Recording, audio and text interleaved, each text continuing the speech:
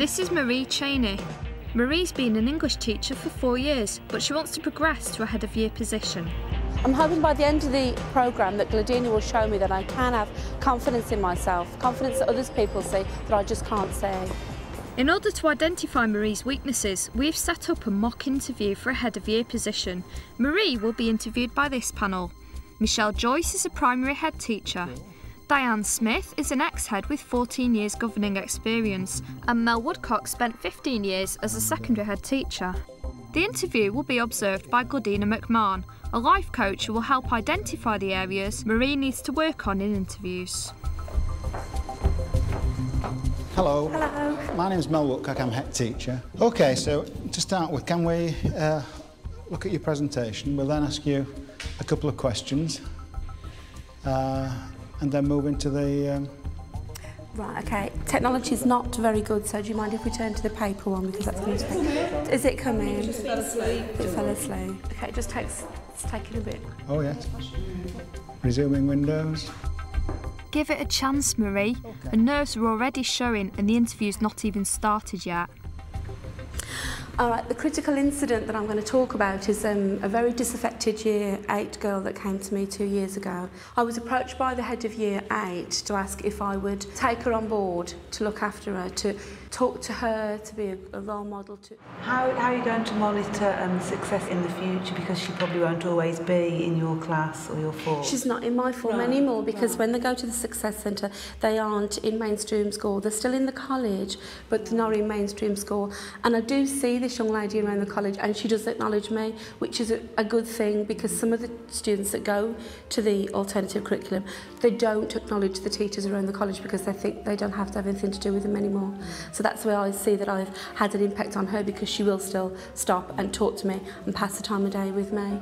Phew, Marie, take a breath. As you're aware, behaviour is really important in school, that it's maintained.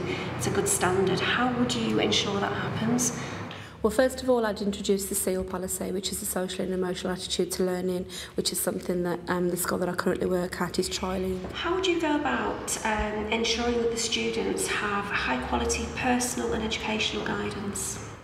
That comes from the SEAL programme again, with the social and emotional learning, and also from the form tutors, giving them the guidance that they need. How would you address attendance issues?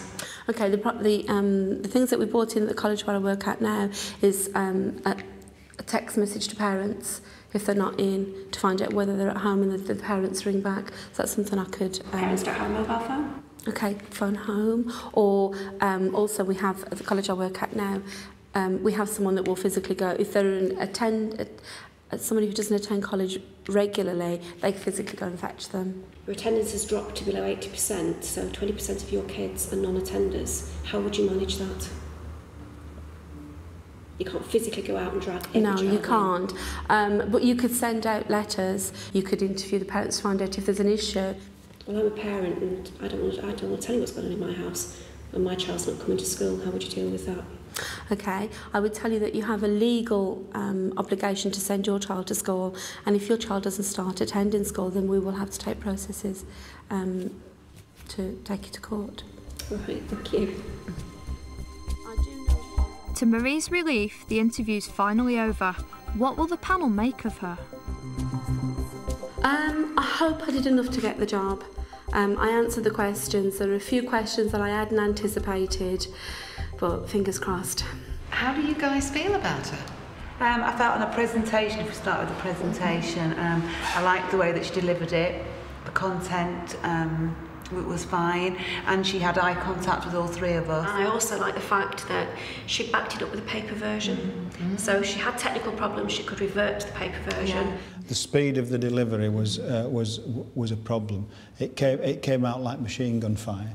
I mean, it was good stuff, but it did come out quickly. Yeah, she needs to breathe a bit. And as well, sometimes to elaborate a bit more on her answers. She was prepared for the questions. She had planned in advance, but it was almost like, I've answered your question, now move on. Yeah. It wasn't abrupt. Abrupt isn't quite the right word, but it was very, you've got it, now go away. She was heavily reliant on the SEAL process. She could have spent quite a lot of time describing how that was mediated in her school. But she seemed to want to shorthand it to get us off her back. It sounds like you're saying if she'd taken that and said, well, for example, in a classroom it operates in this way, these are the things we do, then I would sort of look at it from this perspective and how it was all integrated. I felt she had a lot more to give than she actually gave us. I think, yeah, if she'd have relaxed more and take time, I think we'd have seen a lot more of the real Marie. Yeah. It's time for Gordina to deliver the verdict. How did you feel? Very, very nervous, extremely nervous. So if you were to rate your, should we say, your performance on a scale of 0 to 10, with 10 being really good, how much would you give yourself? 4. Really? 4. Yeah, 4. Because you know what was very interesting about that, Marie? You did a very good job. Really? Look at that surprise on your face. Look at that surprise. However, I think that surprise links in with what we are going to be working on, because your biggest enemy is your anxiety. It was like a little engine room. You couldn't get through things quick enough. No. It was like they asked a question, it was like back to them, wasn't it? That fear actually translates into a feeling for the panel that you want them to go away. Right, okay. Okay? Yeah. So your answers are so precise that there's no personality in it. There's none of you in it. Right, okay. And maybe also one of the things that the panel were thinking about, and I think, is that your anxiety stopped you from being a little bit creative. So for example, you relied on SEAL a lot, but what if another school didn't have it? How would it be made real for them? Making it come alive a little bit more. And if you're anxious, you won't do that. So I think we've got a couple of things with you, Marie. Help you with your anxiety. And part of helping you with your anxiety is if we could see some more of Marie's creative thinking.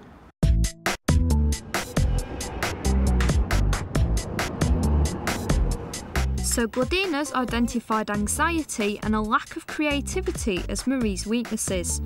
Hi Marie, really nice to see you again. Come on, let's go in.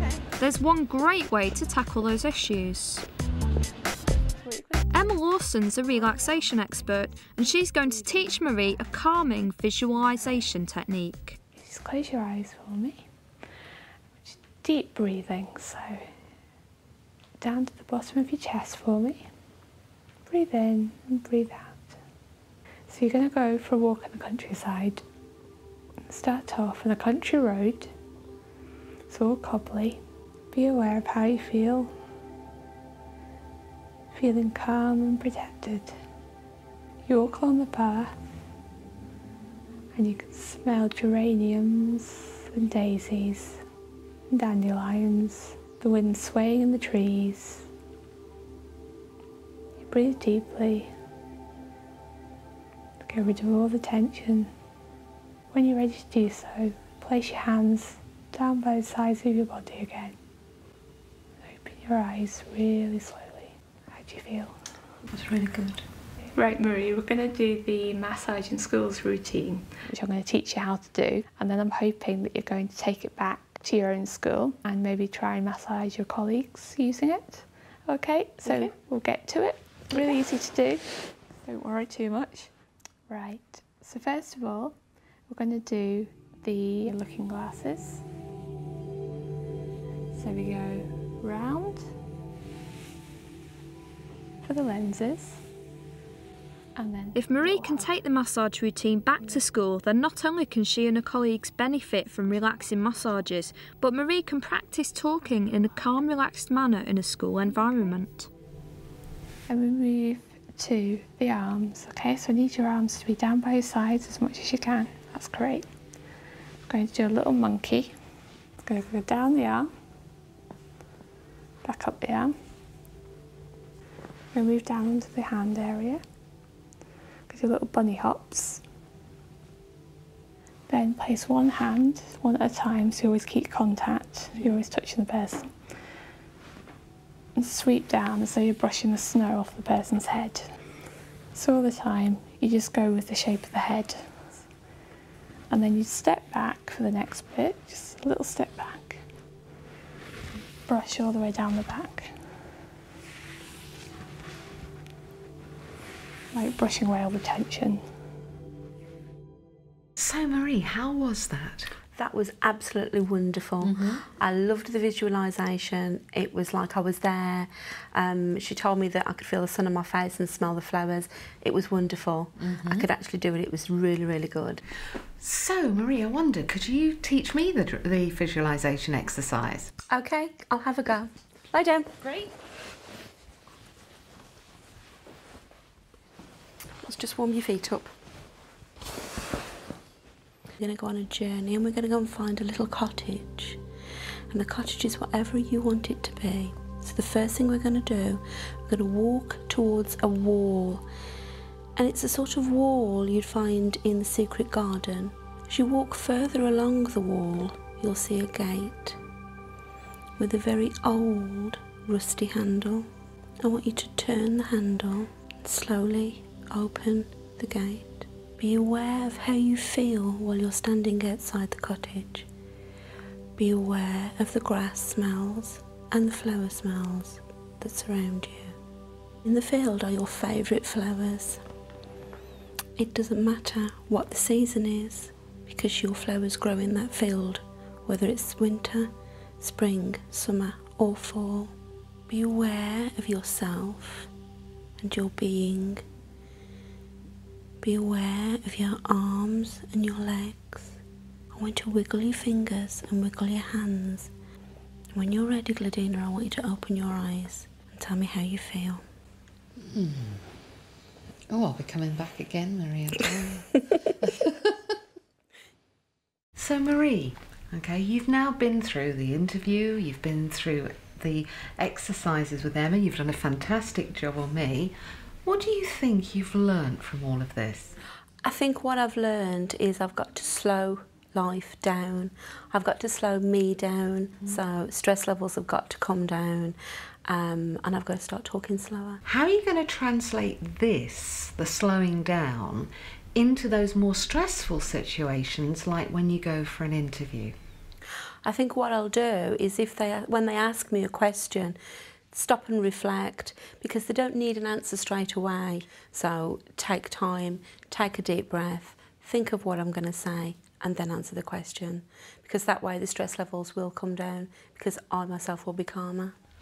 But I suppose there's one other thing that I was thinking about, which is on a day-to-day basis, the idea of integrating what you've learned into your general life, so that maybe by slowing down generally, you'll get a lot more for yourself, but also then when you do go for the interview, you're kind of almost like training yourself into being more like that generally. You're right, I do tend to rush at 100 miles an hour because I have so many things that I need to do in one day.